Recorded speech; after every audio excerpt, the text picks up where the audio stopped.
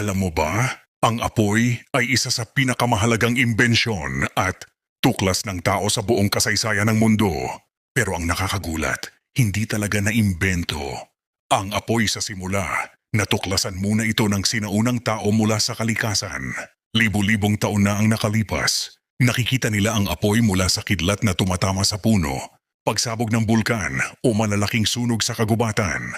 Noong una, takot na takot ang mga tao rito dahil mabilis itong makasira ng kalikasan at pumatay ng hayop at tao. Pero kalaunan, napansin nila na may kakaibang benepisyo ang apoy. Natuklasan ng sinaunang tao na kapag may apoy, mas mainit ang paligid, kaya nakakaligtas sila sa matinding lamig, lalo na tuwing gabi. Napansin din nilang takot ang mababangis na hayop sa apoy, kaya naging proteksyon nila ito laban sa mga mandaragit. Ngunit isa sa pinakamahalagang natuklasan ay ang pagluluto ng pagkain gamit ang apoy.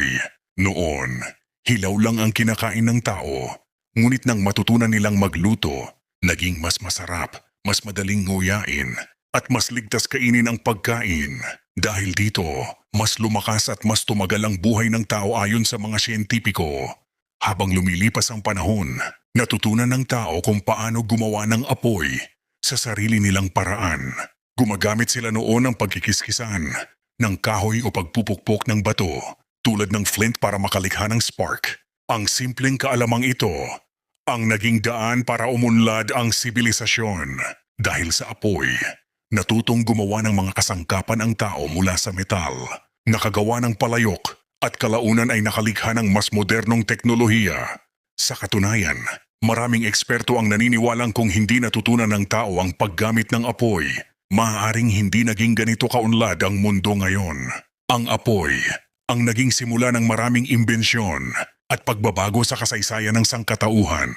Kaya sa tuwing nakakakita tayo ng apoy ngayon mula sa kalan hanggang sa makina, bahagi ito ng isa sa pinakamahalagang tuklas ng tao sa buong kasaysayan.